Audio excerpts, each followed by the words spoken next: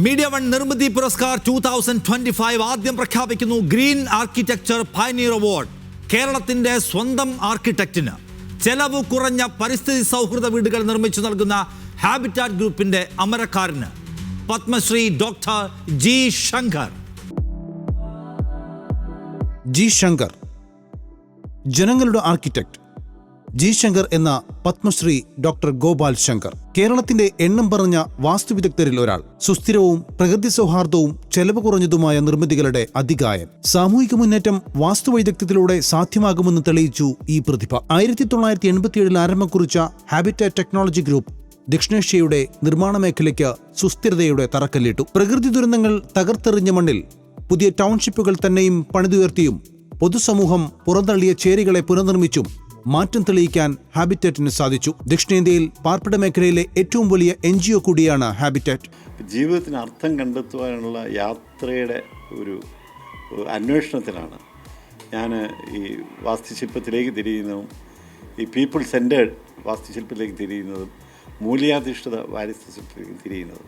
ഹരിത ആർക്കിടെക്റ്റിംഗ് മുഖമുദ്രയാക്കിയ ഇദ്ദേഹത്തിന്റെ വാസ്തുവിദ്യകൾ ഭോപ്പാലിലും ഗുജറാത്തിലും ഒറീസയിലും ശ്രീലങ്കയിലും ബംഗ്ലാദേശിലും നേപ്പാളിലും എല്ലാം കാണാം.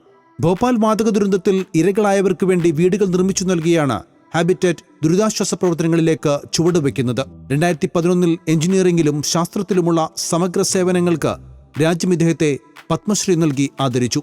നിർമ്മിതികളെ ദൃശ്യാനുഭവങ്ങളിൽ നിന്ന് സുരക്ഷയുടെയും പ്രതീക്ഷയുടെയും പുതിയ തലങ്ങളിലേക്ക് ഉയർത്തുകയാണ് ജി ശങ്കർ എന്ന സാധാരണക്കാരന്റെ ആർക്കിടെക്റ്റും അദ്ദേഹം നേതൃത്വം നൽകുന്ന ഹാബിറ്റാറ്റ്.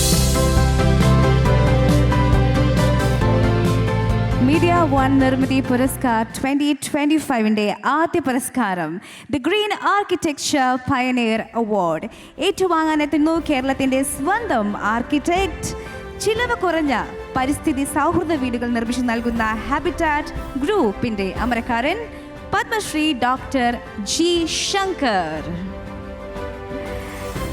ബഹുമാനപ്പെട്ട honourable speaker Shri AN Shamseer sir നിർമ്മിതി പുരസ്കാർ ശ്രീ ഡോക്ടർ ശങ്കറിന് നൽകിയിരിക്കുകയാണ്. നിറഞ്ഞ കയ്യടികൾ നൽകാം. കമോൺ. നിർമ്മാണ മേഖലയിലെ പ്രതിഭകളെ സാധാരണ അംഗീകരിക്കാനായിട്ടുള്ള വേദികളില്ല. മാത്രമല്ല, നിർമ്മാണ മേഖല രാജ്യത്തിൻ്റെ ഈ വികസന ത്വരിതമാണെന്ന് നമ്മൾ മനസ്സിലാക്കിയിട്ടില്ല. രാജ്യത്തിന് മുൻപോട്ട് നയിക്കുന്നത് പലപ്പോഴും ഈ നിർമ്മാണ മേഖലയാണ്. അപ്പം നിർമ്മാണ മേഖലയിൽ പ്രത്യേകിച്ച് കേരളത്തിൽ പുത്തൻ ഉണർവുകൾ സൃഷ്ടിച്ച പ്രതിഭകളെയാണ് ഇന്ന് ആദരിച്ചത്. അതിനിടയിൽ ഒരാളായിട്ട് എന്നെയും ആദരിച്ചതിൽ എനിക്ക് അനൽപമായ സന്തോഷമുണ്ട്.